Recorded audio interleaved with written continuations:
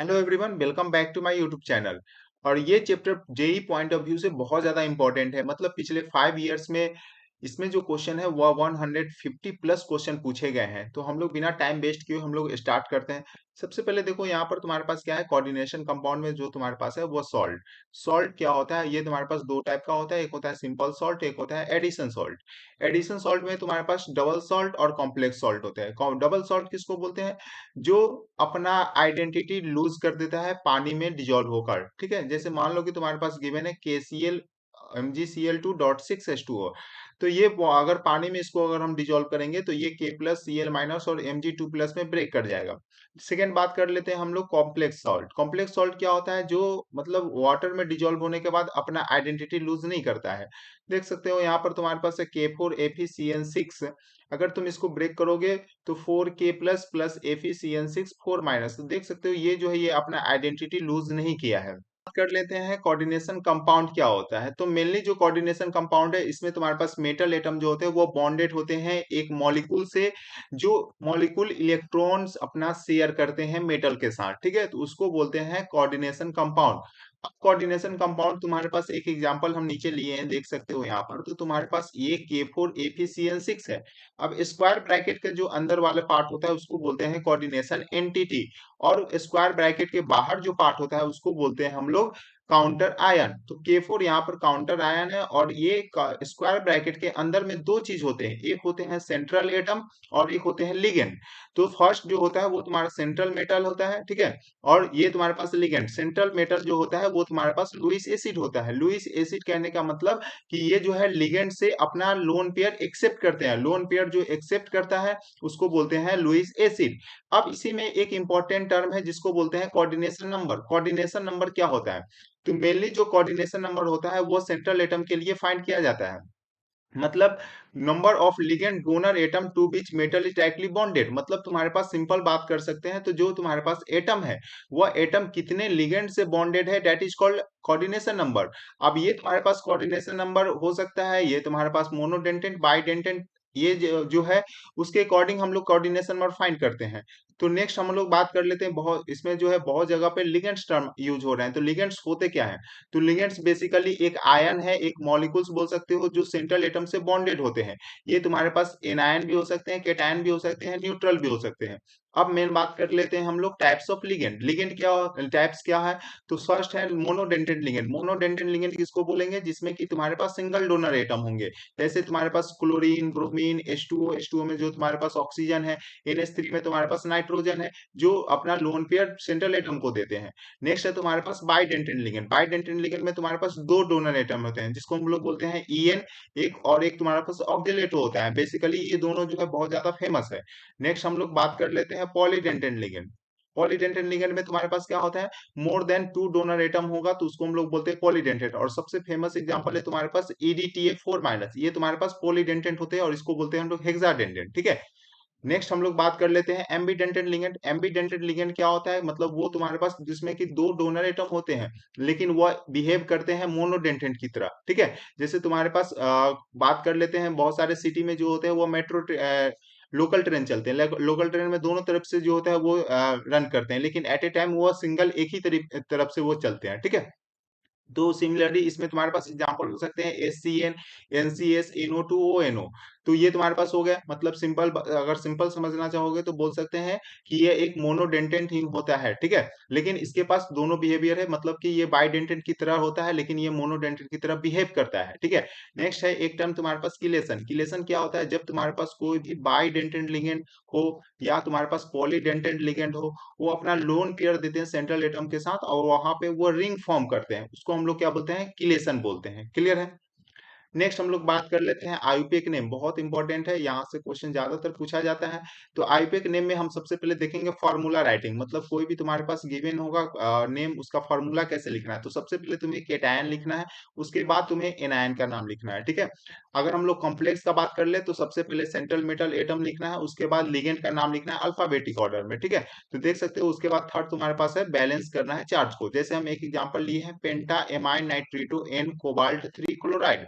तो इस केस में देख सकते हो कि सबसे पहले तुम्हें क्या करना है, केटायन का नाम लिखना है। तो ये तुम्हारे पास केटायन है, तो केटायन इस केस में तुम्हारे पास क्या है, कॉम्प्लेक्स है। तो कॉम्प्लेक्स में सबसे पहले किसका नाम लिखोगे? सेंट्रल मेटल का, सेंट्रल मेटल यहाँ पर क्या है? कोबाल्ट है, तो कोबाल्ट लिख दिए। उसके बाद तुम्हारे पास देख सकते हो लिगेंड, लिगेंड तुम्हारे पास यहाँ क्या है? पेंटा एमाइन, तो पेंटा एमाइन मतलब NH3 तुम्हारे पास टोटल कितना होगा? 5 होगा। उसके बाद नाइट्रीटो एन, नाइट्रीटो एन मतलब NO2 लगाए, ठीक है। उसके बाद तुम्हारे पास क्या है? एनायन क्या है? क्लोराइड है, तो Ca लिखे हैं, ठीक है।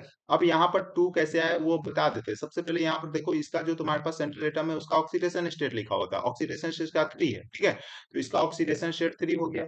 NO2 का तुम्हारे पास -1 हो गया, और NH3 एक मॉलिक्यूल है, तो इसका ऑक्सीडेशन स्टेट क्या होता है? 0 होता है। तो ओवरऑल देखोगे तो यहाँ पर +2 है, तो इसलिए इस पे तुम्हारे पास एनायन पे क्या होना चाहिए?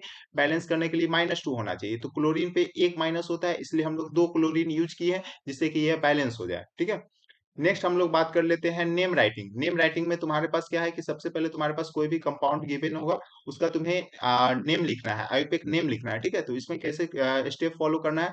सबसे पहले तुम्हें केटायन लिखना है, उसके बाद ही तुम्हें एनायन लिखना है, ठीक है। अगर हम लोग कॉम्प्लेक्स में बात कर ले तो सबसे पहले लिगेंड का नाम लिखेंगे अल्फाबेटिक ऑर्डर में, उसके बाद तुम्हारे पास सेंट्रल मेटल एटम लिखेंगे, ठीक है। उसके बाद थर्ड स्टेप तुम्हारे पास ऑक्सीडेशन स्टेट लिखना है, किसका? सेंट्रल एटम का लिखना है, ठीक है। और मल्टीपल लिगेंड के लिए, अगर एक से ज्यादा लिगेंड है तो उसके लिए हम लोग यूज करेंगे बाई, ट्राई, टेट्रा, इस तरीके से, ठीक है। अगर कोई भी लिगेंड है जिसमें पहले से ही बाई आ रहा है, ठीक है, डाई आ रहा है, तो उसके लिए हम लोग यूज करेंगे 20, 30, इस तरीके से, क्लियर है। जैसे हम एक एग्जांपल लिए K4FeCN6, तो इस केस में सबसे पहले देख सकते हो ऊपर का जो स्टेप है उसके अकॉर्डिंग फॉलो करोगे। तो सबसे पहले केटायन का नेम लिखें, क्या है? Cation potassium. उसके बाद तुम्हारे पास सेंट्रल एटम आ गया, ठीक है।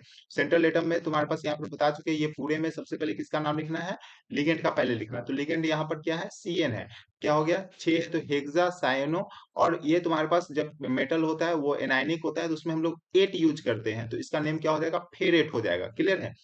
इसका तुम्हें ऑक्सीडेशन स्टेट फाइंड करना है, तो ऑक्सीडेशन स्टेट कैसे फाइंड करोगे? तो सबसे पहले यहाँ पर देख सकते हो पोटेशियम पे क्या होगा? +1 होगा, तो टोटल 4 पोटेशियम है, तो +4 हो गया, तो ओवरऑल इस पे -4 होगा। -4 होने के लिए CN पे -1 है, तो इसका x एज्यूम कर लोगे, तो x -1 -6 इज इक्वल टू -4, तो वहां से x इज इक्वल टू मिल जाएगा +2। तो इसका सेंट्रल एटम जो होगा, इसका ऑक्सीडेशन स्टेट कितना हो गया? +2 हो गया, ठीक है। तो ये तुम्हें रोमन नंबर में ही लिखना है, क्लियर है। अब नेक्स्ट हम लोग बात कर लेते हैं आइसोमेरिज्म। आइसोमेरिज्म क्या होता है? मतलब सेम फॉर्मूला होता है लेकिन डिफरेंट अरेंजमेंट होता है। अब आइसोमेरिज्म तुम्हारे पास दो टाइप्स के होते हैं, एक होते हैं स्ट्रक्चरल आइसोमेरिज्म और एक होते हैं तुम्हारे पास स्टीरियो आइसोमेरिज्म। स्ट्रक्चर आइसोमेरिज्म में तुम्हारे पास सेम फॉर्मूला होता है लेकिन डिफरेंट बॉन्डिंग होता है। स्टीरियो आइसोमेरिज्म में क्या होता है? सेम फॉर्मूला होता है, सेम बॉन्ड होता है, लेकिन अरेंजमेंट जो होता है वो डिफरेंट होता है, क्लियर है। तो हम लोग देखते हैं सबसे पहले स्ट्रक्चर आइसोमेरिज्म। स्ट्रक्चर आइसोमेरिज्म में बहुत सारे पार्ट्स हैं।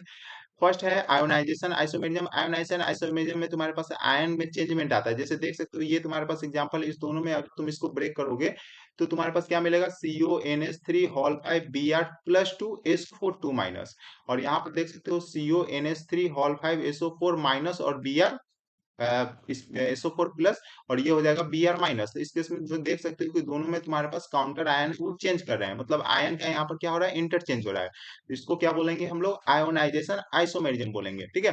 हाइड्रेशन आइसोमेरिज्म में तुम देख सकते हो कि H2O मॉलिक्यूल का चेंजमेंट होता है, मतलब तुम्हारा कॉम्प्लेक्स आयन से बाहर तुम H2O को चेंज कर सकते हो, और नंबर ऑफ मॉलिक्यूल्स जो होगा वो अंदर और बाहर में चेंजमेंट आ जाएगा। जैसे देख सकते हो यहाँ पर CrH2, यहाँ पर देख सकते हो यहाँ पर टोटल 6 H2O जो कॉम्प्लेक्स के अंदर है, और यहाँ पर देख सकते हो H2O कितना हो गया? 5 हो गया, एक H2O बाहर हो गया, ठीक है। तो यहाँ पर मेनली H2O मॉलिक्यूल का चेंजमेंट होगा, तो उसको हम लोग क्या बोलेंगे? हाइड्रेशन आइसोमेरिज्म बोलेंगे, क्लियर है। नेक्स्ट है लिंकेज आइसोमेरिज्म। लिंकेज आइसोमेरिज्म में लिंकेज चेंज हो जाएगा। लिंकेज चेंज मेनली हम लोग बात कर लेते हैं, अगर तुम्हारे पास कोई भी तुम्हारे पास आइसोमेरिज्म है जिसमें कि अगर एम्बीडेंटेड लिगेंड प्रेजेंट है, तो वहां पे लिंकेज आइसोमेरिज्म हो सकता है, ठीक है। तो यहाँ पर देख सकते हो N2 जो है वो तुम्हारे पास एम्बीडेंटेड लिगेंड है, तो यहाँ पर देख सकते हो कि ये N अभी जो है N से कनेक्टेड है और यहाँ पर O से कनेक्टेड है, तो यहाँ पर लिंक चेंज हो रहा है, इसलिए इसको हम क्या बोलेंगे? लिंकेज आइसोमेरिज्म बोलेंगे, क्लियर है। नेक्स्ट है कोऑर्डिनेशन आइसोमेरिज्म। कोऑर्डिनेशन आइसोमेरिज्म में देख सकते हो कि तुम्हारे पास सेंट्रल एटम के साथ जो लिगेंड होता है उसमें इंटरचेंजमेंट आ जाता है। अभी यहाँ पर CONH3 है, मतलब CO के साथ NH3 और Cr के साथ CN है, और यहाँ पर देख सकते हो अब Cr के साथ क्या हो गया? NH3 हो गया, और CO के साथ CN हो गया, तो इसको बोलते हैं कोऑर्डिनेशन आइसोमेरिज्म। अब आ जाता है हम लोग स्टीरियो आइसोमेरिज्म। स्टीरियो आइसोमेरिज्म में हमें दो पार्ट पढ़ना है, एक पढ़ना है तुम्हारे पास ज्योमेट्रिकल आइसोमेरिज्म। ज्योमेट्रिकल आइसोमेरिज्म में सबसे पहले हम लोग बात कर लेते हैं कोऑर्डिनेशन नंबर 4 के लिए। कोऑर्डिनेशन नंबर 4 में टेट्राहेड्रल शेप होते हैं और स्क्वायर प्लेनर होते हैं।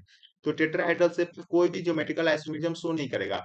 स्क्वायर प्लेनर में शो करेगा, लेकिन Ma4 मतलब मेटल के साथ 4 लिगेंड सेम टाइप के होंगे तो उसमें ज्योमेट्रिकल आइसोमेरिज्म शो नहीं करेगा। या मेटल के साथ 3 लिगेंड सेम होंगे और एक डिफरेंट होंगे तो भी ज्योमेट्रिकल आइसोमेरिज्म शो नहीं करेगा।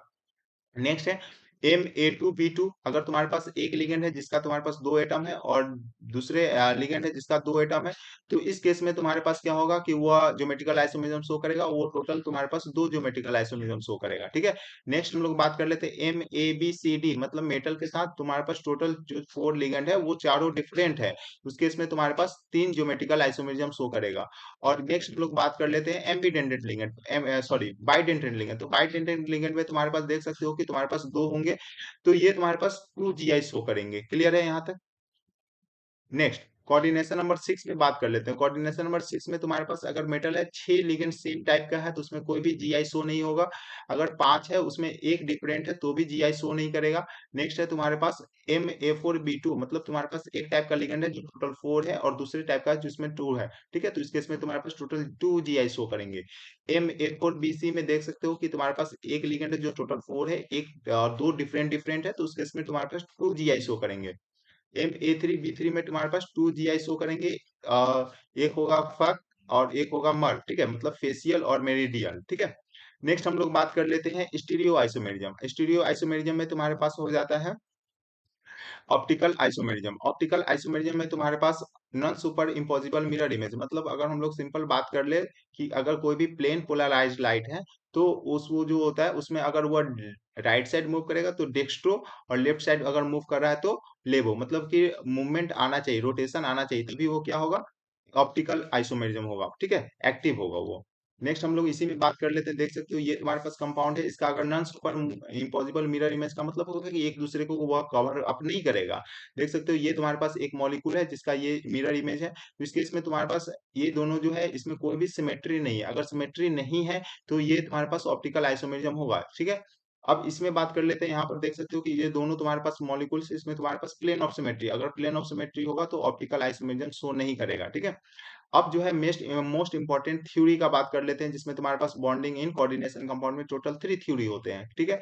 नंबर 1 जो है वो वार्नर थ्योरी है, उसके बाद तुम्हारे पास VBT valence bond theory, and third one is CFT crystal field theory.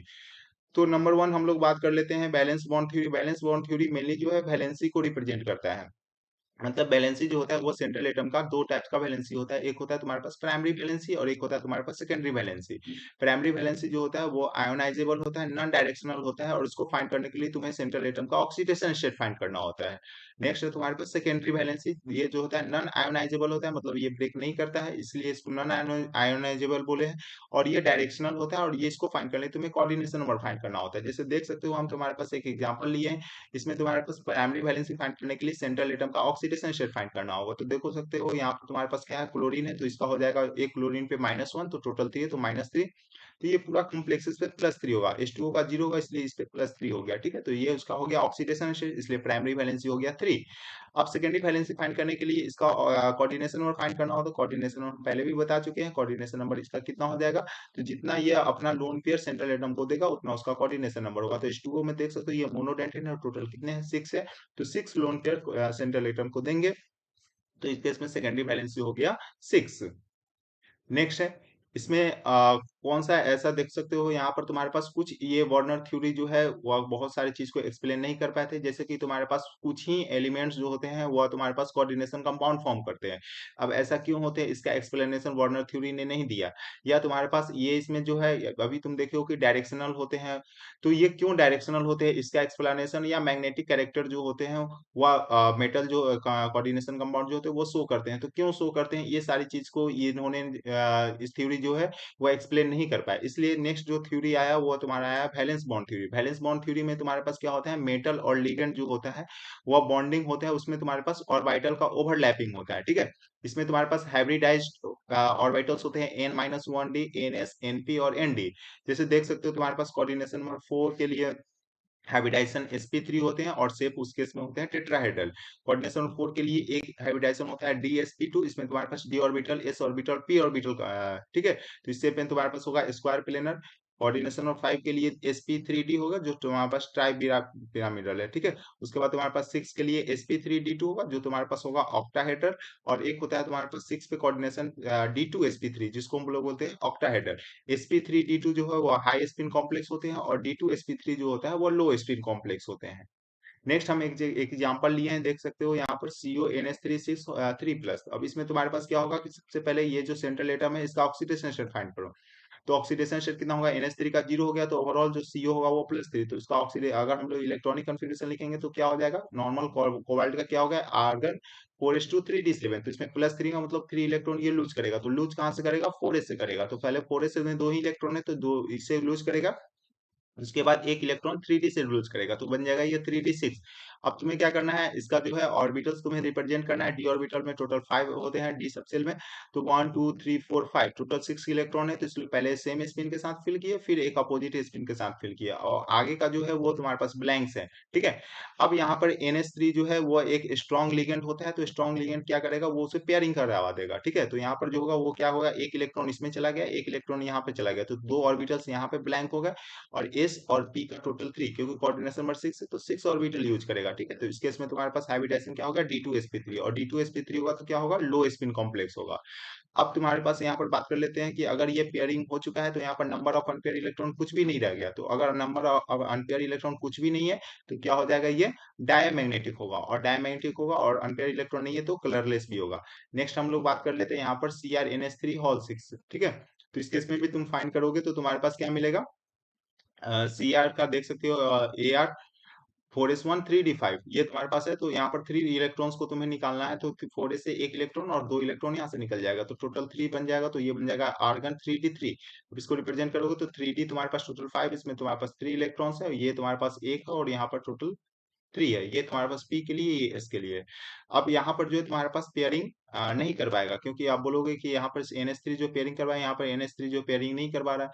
तो मेनली जो है अगर ये पेयरिंग करवा देगा तो यहाँ पर बन जाएगा D में टोटल 3 ऑर्बिटल्स खाली होते हैं। हाइब्रिडाइजेशन तुम पढ़े हो D2sp3, नहीं तो sp3d2, तो इसको D ऑर्बिटल 2 ही यूज करना है। तो यहाँ पर अगर ये पेयरिंग करवाएगा तो 3 ऑर्बिटल खाली हो जाएगा।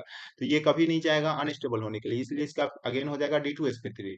अब शेप जो होगा अगेन इसका ऑक्टाहेड्रल शेप होगा, ठीक है। और ये तुम्हारे पास क्या हो जाएगा, पैरामैग्नेटिक हो जाएगा। अब यहाँ पर अनपेयर इलेक्ट्रॉन है प्रेजेंट, इसलिए क्या हो जाएगा, हाई स्पिन कॉम्प्लेक्स हो जाएगा। Next crystal field theory. तो क्रिस्टल फील्ड थ्योरी आने का मेन रीजन है VVT जो है वो बहुत सारी चीज को वो एक्सप्लेन नहीं कर पाए थे। जैसे मान लो कि तुम्हारे पास कोई भी स्ट्रॉन्ग लिगेंड है, वीक लिगेंड है, तो क्यों स्ट्रॉन्ग है क्यों वीक है, कोई पेयरिंग करवा रहा है कोई नहीं करवा, तो ये सारी चीज को एक्सप्लेन करने के लिए क्रिस्टल फील्ड थ्योरी है। क्रिस्टल फील्ड थ्योरी मेनली जो होता है वो इलेक्ट्रोस्टैटिक इंटरेक्शन जो होता है। इलेक्ट्रोस्टैटिक इंटरेक्शन मतलब आयनिक होता है, मतलब कि तुम्हारे पास मेटल और लिगेंड के बीच में इलेक्ट्रोस्टैटिक इंटरेक्शन होते हैं।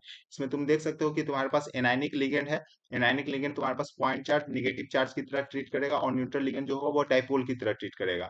अब मेनली जो होता है इसमें तुम्हारे पास डी ऑर्बिटल जो होता है वो डीजेनरेसी होता है। डीजेनरेसी करने का मतलब डी ऑर्बिटल में जो टोटल तुम्हारे पास 5 ऑर्बिटल्स होते हैं, वह मेनली जो होता है उसका सबका एनर्जी लेवल सेम होता है। तो वो तुम्हारे पास होता है डीजेनरेट ऑर्बिटल्स, मतलब कि सबका एनर्जी लेवल सेम होना। लेकिन जैसे ही वहां पे लिगेंड अटैक करेगा उस पे, तो उस केस में क्या होता है कि वो अपना डीजेनरेसी को लूज कर देता है, मतलब कि वह जो होता है डी ऑर्बिटल जो होता है वो स्प्लिट अप कर जाते हैं।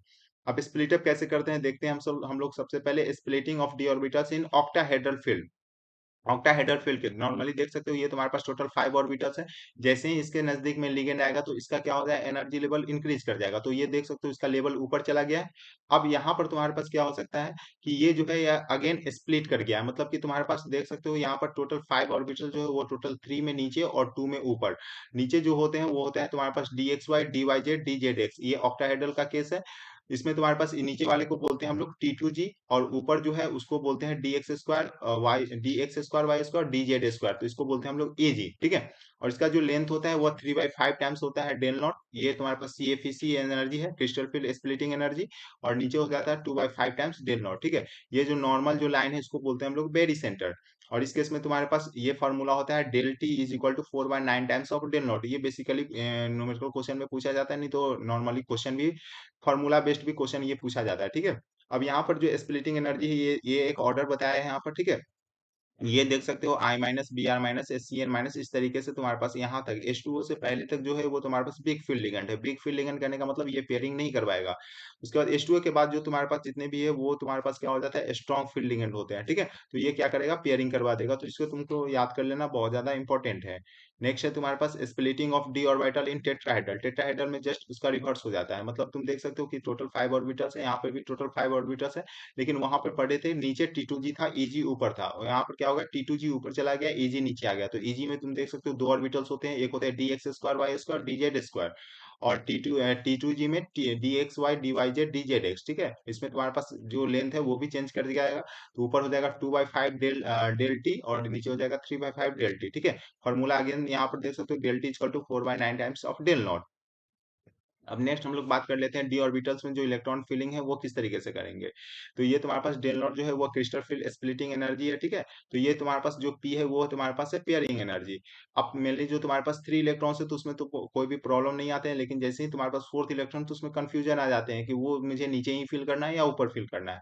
तो देख सकते हो, अगर तुम्हारे पास पेयरिंग एनर्जी से कम रहेगा स्प्लिटिंग फील्ड एनर्जी, तो इस केस में जो होगा वो पेयरिंग नहीं होगा, ठीक है। मतलब सिंपली अगर हम लोग बात कर ले, हम तुम्हें एक ट्रिक बता दे रहे हैं कि पेयरिंग एनर्जी ज्यादा है, तो पेयरिंग एनर्जी ज्यादा होगा तो कोई भी एनर्जी, अगर तुम जानते हो कि कोई भी मॉलिक्यूल में एनर्जी ज्यादा हो तो वो अनस्टेबल होता है। तो यहाँ पर पेयरिंग एनर्जी ज्यादा होगा तो वो क्या करेगा, वो अनस्टेबल कर देगा, मतलब पेयरिंग करने से अनस्टेबल हो जाएगा, तो पेयरिंग नहीं करेगा। तो इस केस में देख सकते हो कि T2G तुम्हारे पास 3 इलेक्ट्रॉन से 4th इलेक्ट्रॉन कहाँ चला गया, ऊपर चला गया। लेकिन अगर पेयरिंग एनर्जी कम है तो तुम्हारे पास वहां पे क्या करेगा, पेयरिंग कर देगा, ठीक है। तो इस केस में तुम देख सकते हो कि तुम्हारे पास टोटल 4 इलेक्ट्रॉन है, तो 1 2 3 और अगेन 4 नीचे ही आ गया, ठीक है। इस तरीके से तुम्हारे पास कन्फिग्रेशन पूछा जाता है। नेक्स्ट है, बहुत ज्यादा इंपॉर्टेंट है, बॉन्डिंग इन मेटल कार्बोनिल। इसमें तुम्हारे पास पोजेस बिटवीन, मतलब सिंपली हम लोग बात कर लेते हैं यहाँ पर सिग्मा और पाई बॉन्ड का कैरेक्टर के बारे में बात करते हैं। तो मेटल और तुम्हारे पास लिगेंड के बीच में जो सिग्मा बॉन्ड होता है, वो सिग्मा बॉन्ड होता है donation of lone pair of carbonyl group से, और पाई बॉन्ड जो होता है वो डोनेशन ऑफ इलेक्ट्रॉन पेयर से होते हैं। मेटल और कार्बोनिल ग्रुप के बीच में जो बॉन्डेड होते हैं वो भी स्ट्रांग होते हैं, और कार्बन और ऑक्सीजन, कार्बोनिल ग्रुप में कार्बन और ऑक्सीजन के बीच में जो बॉन्ड होते हैं वो वीक होते हैं, ठीक है। नेक्स्ट है importance of coordination compound. Importance of coordination compound में तुम्हारे पास सिग्निफिकेंस जो होगा, इन बायोलॉजिकल सिस्टम में सबसे पहले क्लोरोफिल जो होता है वो कॉम्प्लेक्स ऑफ Mg, हेमोग्लोबिन जो होता है कॉम्प्लेक्स ऑफ Fe होता है, विटामिन B12 जो होता है कॉम्प्लेक्स ऑफ C होता है। नेक्स्ट है सिग्निफिकेंस इन मेडिसिन। मेडिसिन में सिस्प्लेटिन जो होता है वो एंटी कैंसर एजेंट में की तरह यूज करते हैं हम लोग, और EDTA जो होता है वो लीड पॉइजनिंग की तरह यूज करते हैं, ठीक है। आई होप तुम्हें ये वीडियो अच्छा लगा होगा, अगर अच्छा लगा है तो चैनल को सब्सक्राइब कर लेना। मिलते हैं हम लोग नेक्स्ट वीडियो के साथ, तब तक के लिए बाय।